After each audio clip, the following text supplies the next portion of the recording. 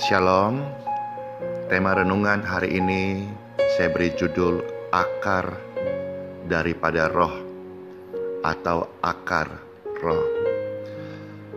Salam sejahtera bagi setiap kita. Selamat melakukan aktivitas di hari yang baru ini. Dan kita mulai dengan doa. Bapa, terima kasih. Kami bersyukur dan berkesempatan kembali mendengar firman Tuhan hari ini dengan sebuah tema Akar Roh. Kami bersyukur ya Tuhan, selama kami hidup kami terus dipelihara di dalam kasih karunia Tuhan, dan kami juga hidup di dalam firman Tuhan.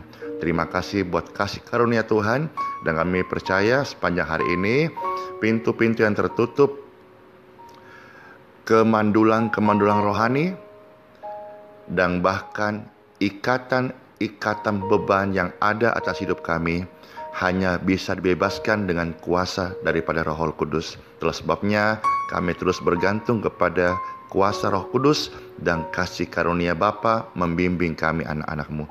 Terima kasih, kami mengucap syukur di dalam nama Tuhan Yesus Kristus. Amin. 1 Tesalonika pasal 5 ayat 23. Saya membacakan hari ini dari teks terjemahan Indonesian Modern Bible atau singkatan IMB. Dan biarlah Elohim damai sejahtera menguduskan kamu sepenuhnya, juga memelihara seluruh roh, jiwa, dan tubuhmu, sehingga tidak bercacat pada saat kedatangan Tuhan kita, Yesus Kristus.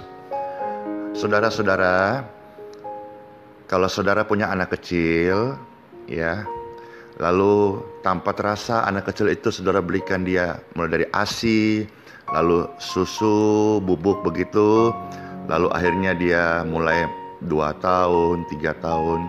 Dan ketika melihat pertumbuhan anak itu, maka kita akan melihat dan berkata, wah cepat sekali besar, wah cepat sekali tumbuhnya. Dan kita sangat sering mendengar ya, wah bajunya kok sudah sempit, sudah cepat tumbuhnya, sudah besar. Baju yang dulu rasanya baru beli sudah tidak muat lagi, karena anak ini subur, babynya cabi-cabi, gendut, lucu, tampan, cantik, ya. Dan itu yang kita lihat hari ini. Saudara-saudara, pada umumnya semua melihat seperti itu. Tetapi kalau kita hanya melihat seperti itu, sebetulnya di mata Tuhan kita termasuk orang yang gagal fokus. Kenapa saya katakan gagal fokus? Karena kita hanya memperhatikan pertumbuhan tubuh dan jiwanya saja. Bagaimana pertumbuhan anak kecil menjadi besar, yaitu diberikan makan. Bagaimana pertumbuhan jiwanya supaya sehat, diberikan lingkungan yang baik, dididik dengan baik, disekolahkan di tempat yang baik, diberi pengetahuan agama yang baik. Maka susunya baik, nutrisinya baik, proteinnya baik, tubuhnya tumbuhnya normal, sehat, dan bagus. Diberikan pendidikan dan pergaulan yang baik, jiwanya juga menjadi jiwa yang baik. Tetapi saudara-saudara, firman Tuhan berkata, dan kita harus merenungkan hal ini, bahwa kita juga bukan hanya tubuh dan jiwa. Kita ini adalah juga manusia rohani. Sangat jarang tentunya orang tua memperhatikan pertumbuhan rohani anak-anaknya. Pernahkah kita berpikir, baik saya sebagai orang tua rohani, saudara-saudara orang tua jasmani, membesarkan anak-anak, saya juga papa dari anak-anak saya. Tetapi apakah kita memperkarakan dan memikirkan pertumbuhan rohani mereka? Apakah kita juga setiap hari menyediakan makanan rohani seperti kita mempedulikan masa depan, nanti sekolah di mana, nanti uang masuknya bagaimana, SPP bulannya bagaimana, pulang perginya naik apa, bukunya beli di mana, pulpen diperlukan untuk apa. Tetapi saudara-saudara, jangan sampai gagal fokus kepada rancangan Tuhan. Karena kuasa kegelapan ini memberikan banyak menu kepada setiap kita orang tua atau setiap orang percaya, supaya kita gagal fokus. Kenapa bisa gagal fokus? Karena kita telah kekurangan, telah kehilangan kemuliaan Tuhan. Karena kalau kita penuh kemuliaan Tuhan, maka kita tidak akan keluar daripada fokus yang Tuhan berikan. Saya beri contoh saudara-saudara, waktu kitab Kejadian mencatat hanya Adam dan Hawa. Sebelum mereka kehilangan atau kekurangan kemuliaan Tuhan, mereka tidak berpakaian saudara-saudara. Tetapi pikiran mereka bersih, tidak ada yang jorok atau yang kotor di dalam naluri batin dan keinginan mereka. Tetapi ketika mereka sudah jatuh ke dalam dosa, yaitu melanggar daripada perintah yang ditetapkan oleh Tuhan, maka sekalipun mereka menggunakan sesuatu untuk menutup aib mereka, maka pikiran mereka sudah dikuasai oleh pelanggaran dan dosa. Sekalipun hari itu tubuh dan jiwanya tidak mati, yang mati adalah rohnya. Roh itu adalah bisa membedakan peka, membedakan mana kehendak Tuhan dan bukan kehendak Tuhan.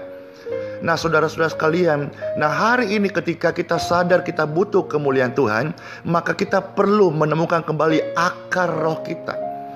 Kalau kita memikirkan akar roh kita, dan roh kita bertumbuh dan ditanam di tempat yang aliran airnya subur, dan akar kita kuat, sekalipun di atas kita boleh pernah mengalami kepatahan ranting, kita boleh mengalami kekeringan di atas tanah itu, kita boleh mengalami sesuatu hal yang seolah-olah kita gagal dan putus asa.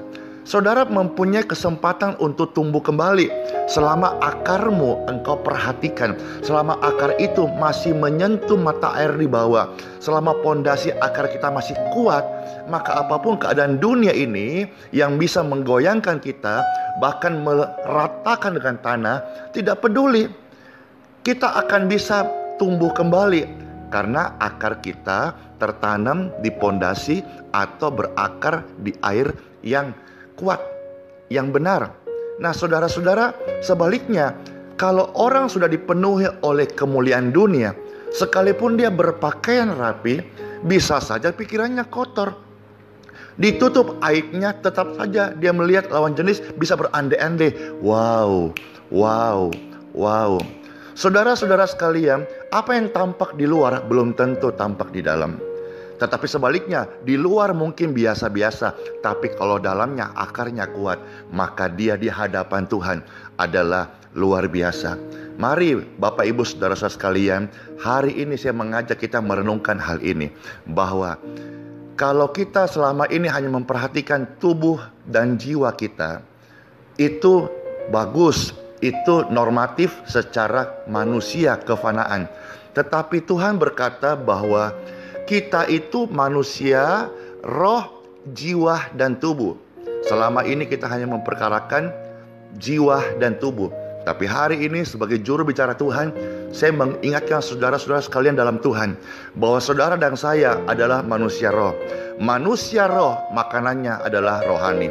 Manusia roh, makanannya adalah firman Tuhan. Manusia roh, makanannya adalah bersekutu dengan Roh Kudus. Manusia roh dipimpin oleh Roh Kudus. Saudara-saudara orang bergereja atau orang Kristen atau orang beragama, saudara boleh tampak hebat dan luar biasa, mempunyai pelayanan yang hebat luar biasa. Tetapi apabila akar roh saudara tidak lagi terkoneksi dengan Tuhan, maka cepat atau lambat pasti akan mengalami kematian. Tapi saudara sebaliknya hari ini mungkin tampak biasa-biasa. Engkau selalu dihina, engkau selalu ditekan, engkau selalu diremehkan, engkau tidak pernah benar di mata orang.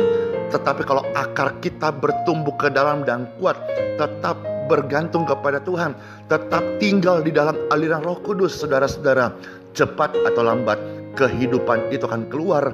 Dan saya akan menyatakan hari ini bahwa kemuliaan Tuhan itu pasti bersinar atas orang yang memperkarakan akar rohnya, memperkarakan manusia rohaninya. Bukan apa yang dilihat manusia dilihat oleh Elohim, tetapi Tuhan melihat hatimu. Dan saya percaya tetap bertumbuh. Ingat bahwa kita adalah manusia rohani.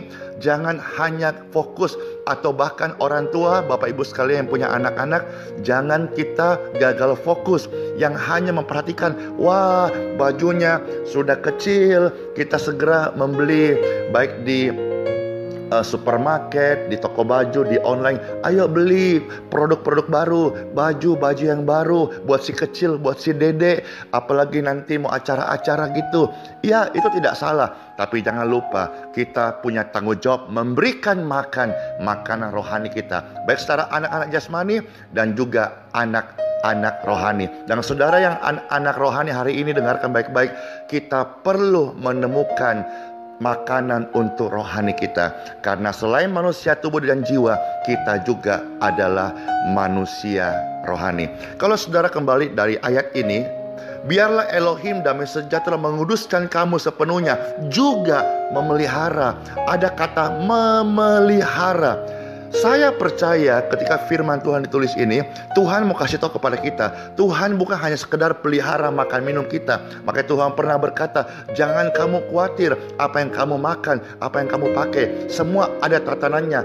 Tuhan memberkati matahari orang jahat dan orang baik. Tuhan memberikan hujan kepada orang jahat dan orang baik. Tuhan juga memelihara rohmu. Lewat apa? Lewat makanan rohani. Apalagi hari ini saudara-saudara, media sosial, YouTube, audio seperti ini, khotbah, renungan harian, video, audio, banyak banget ya firman Tuhan, digital, fisik, banyak banget saudara-saudara sekalian. Itu kan bukti Tuhan memelihara roh kita. Tetapi apakah kita merasa penting memberikan makan akan rohani kita? Ataukah kita orang Kristen yang hanya mencari perkara duniawi? Apa kita orang Kristen yang hanya mencari kebutuhan jasmani, makan, minum, dan untuk kebutuhan jiwani kita? Padahal kita adalah manusia rohani. Tubuh dan jiwa 70-80 tahun mati. Saudara dan saya ini adalah calon mati.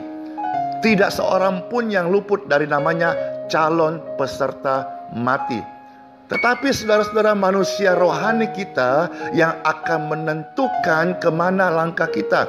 Apakah kita nanti menuju kepada keabadian surgawi atau kengerian di api neraka. Nah, mulai hari ini, tentukan bahwa kita adalah manusia rohani.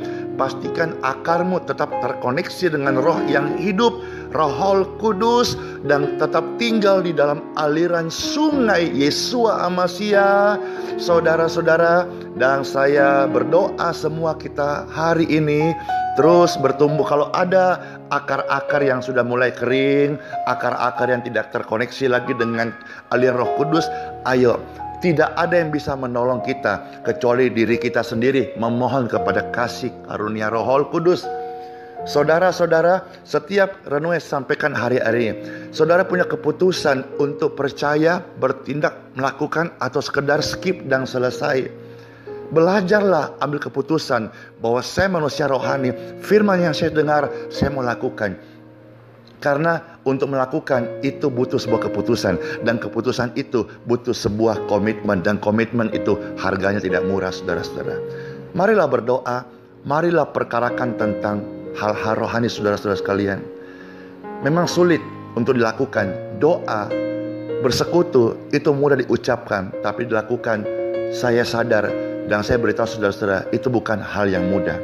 Tetapi kalau saudara hari ini sudah dalam keadaan terpuruk, mungkin dalam keadaan tubuh yang tercemar oleh sakit penyakit, mungkin tubuh yang lemah tidak berdaya divonis oleh dokter, dan di dalam keadaan seperti ini, atau mungkin saudara sudah dalam keadaan genting atau sekarat, mungkin saudara-saudara di amban maut hari ini, namun saudara tidak bisa berdoa dan belum bisa bersekutu dengan Roh Kudus, atau belum bisa bergaul datang kepada Tuhan. Saudara tidak mungkin bisa berdoa dalam keadaan sehat. Dalam keadaan sakit saja saudara tidak bisa berdoa menemukan Tuhan, datang kepada Tuhan dengan segenap hati, fokus kepada Dia. Apalagi kalau sudah sehat, apalagi dalam keadaan sehat, pasti saudara nggak bisa berdoa. Karena orang bisa berdoa justru kebanyakan di dalam kondisi hidupnya yang tragis. Dan Tuhan izinkan itu supaya manusia sadar bahwa manusia ini fana. Saudara-saudara, bersyukur hari ini kalau kita masih punya kesempatan berdoa. Dan kalau engkau berdoa, rasakan. Kalau engkau berdoa hanya hampa, berarti saudara tidak dalam keadaan akar rohmu yang sehat. Tapi kalau saudara mulai berdoa, Bapa, Engkau baik, dan engkau langsung menemukan sebuah koneksi aliran, engkau merasakan sesuatu. Ini hal yang sebuah hal yang figuratif ya, merasakan engkau dekat, engkau dipeluk oleh Tuhan. Nah, saudara memiliki akar roh yang baik, hubungan dengan Tuhan baik. Tapi kalau saudara dipuja-puji orang, dikatakan orang rohaniawan yang hebat, tapi engkau berdoa rasanya hampa, hati-hati saudaraku. Engkau sedang terpisah dari akar roh, sumber kehidupan ini. Selamat aktivitas. Sola Fide. Yeshua HaMashiach bless you. Amin.